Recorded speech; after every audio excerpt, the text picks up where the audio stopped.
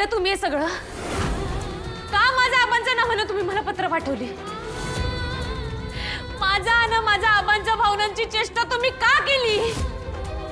तुम्हाला काय वाटलं मी एक गावाकडची साधी पोरगी आहे, तिला कुठं काय कसलं मन आलंय, हिच्या भावनांची खेळा, हिच्या मनाला काय वाटणार नाही, काय फरक पडणार नाही हिला, असं तुम्हाला वाटलं ना?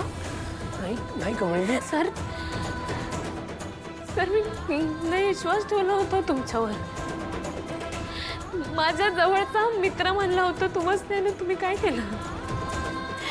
मी त्या अनिकाला काय बोलू? तुम्ही मी तेच केलंय. माझ्या आणि माझ्या आबांच्या भावनांसंग तुम्ही खेळला सर. मला भोळी समजून माझ्या भावनांसंग तुम्ही खेळलात, मला फसवलात तुम्ही सर. तुम्ही मला फसवलात. तुम्हाला माहित आहे ना माझ्यासाठी माझा आबा काय आहे? ते नुसतं आजा नाही, माझा दोस्त आहेत, माझा काळीज आहे. त्यात थकल्या जीवाचा डोळा माझ्याकडे येतो, माझ्या स्वप्नांकडे लागून आहेत. मला किती वाटत होतं का मला त्यांच्या संग बोलायचंय, कारण मी माझ्या मनावर दगड ठेवला आणि म्हणलं का काहीतरी सांगण्यासारखं असेल तो आपण त्यासनी सांगू. बाबा मी जीएस झालो. मी पहिल्या वर्षात बघा की नंबरात आलो. मी आपल्या स्वप्नाकडे एक एक हळूहळू पाऊल टाकायला लागलोय. आम्हा सगळं सांगायचं होतं सर मला. त्याच आमच्यातलं अंतर, भेटायची आस, ही होतो जगण्याचं कारण आमच्यासाठी.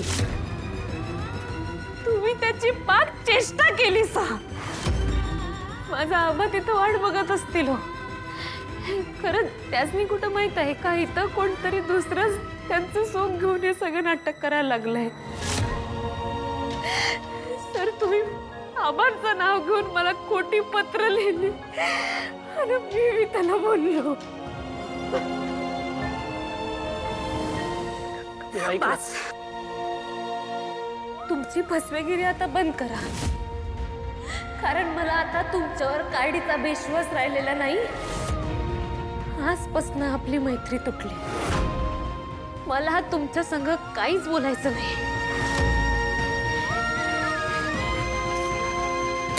हे तुमच्या खोट्या भावनांचं पत्र मला नको, कारण माझा आबा खोटा नाही.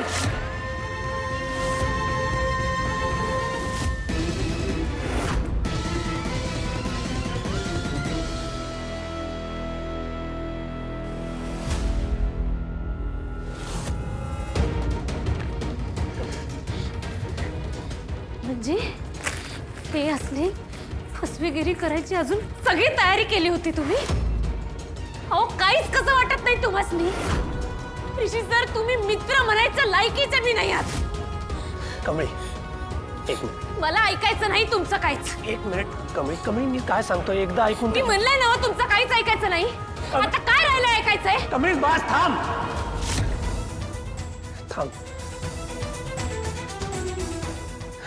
झालं ना तुझं बोलून झालं ना. आता एकदा मला बोलू दे. तुझ्या प्रश्नांची एकदा तरी उत्तरं देऊ दे ना मला. तुला नाही ना नंतर बोलायचं माझ्याशी तर कधीच नको बोलूस. तो डिसिजन तुझा असेल, पण आता आधी मला बोलू दे. कमी या सगळ्या गोष्टी मी केल्या कारण मला काळजी आहे तुझी. मला धीर द्यायचा आहे तुला. 2 दिवसापूर्वी काय परिस्थिती होती तुझी आठवतंय ना तुला? अशा परिस्थितीत मी तुला कितीही सपोर्ट केला असता ना तरी काहीच उपयोग नव्हता त्याचा. आपण आबा बोलले असते ना तर फरक पडला असता. तर तू हिमतीने त्या सिच्युएशनला तोंड द्यायला तयार झाली असतीस. त्यामुळे तुलाही माहिती आहे मी जे केलंय त्याच्यात माझा उद्देश वाईट नव्हता.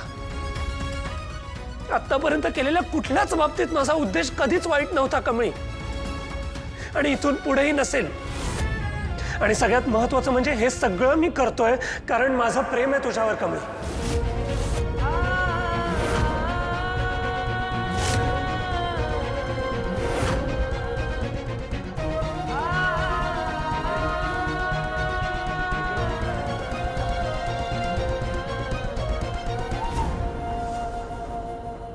I love you.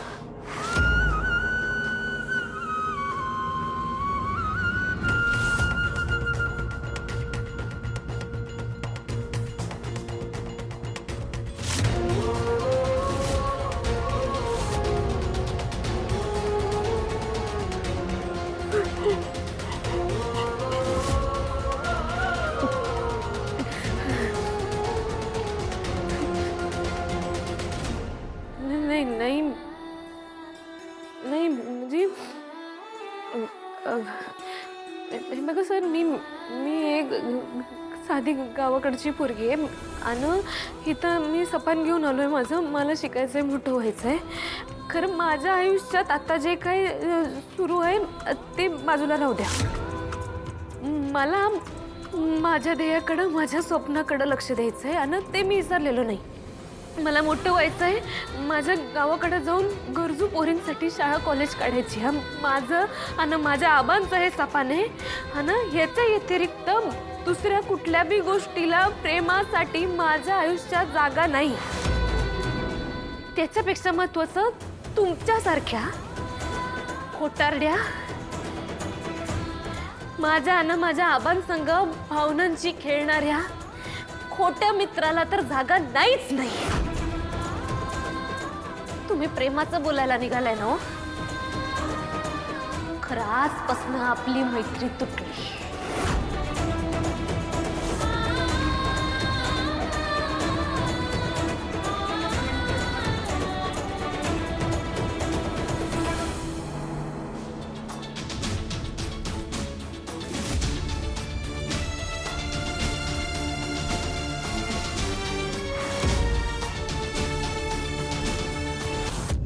आतापर्यंत केलेल्या कुठल्याच बाबतीत माझा उद्देश कधीच वाईट नव्हता कमळी, आणि इथून पुढेही नसेल.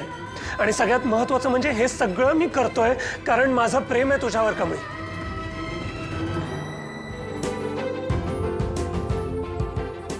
प्रेमासाठी माझ्या आयुष्यात जागा नाही. तुम्ही प्रेमाचं बोलायला निघालाय ना हो? खरं आजपासून आपली मैत्री तुटली.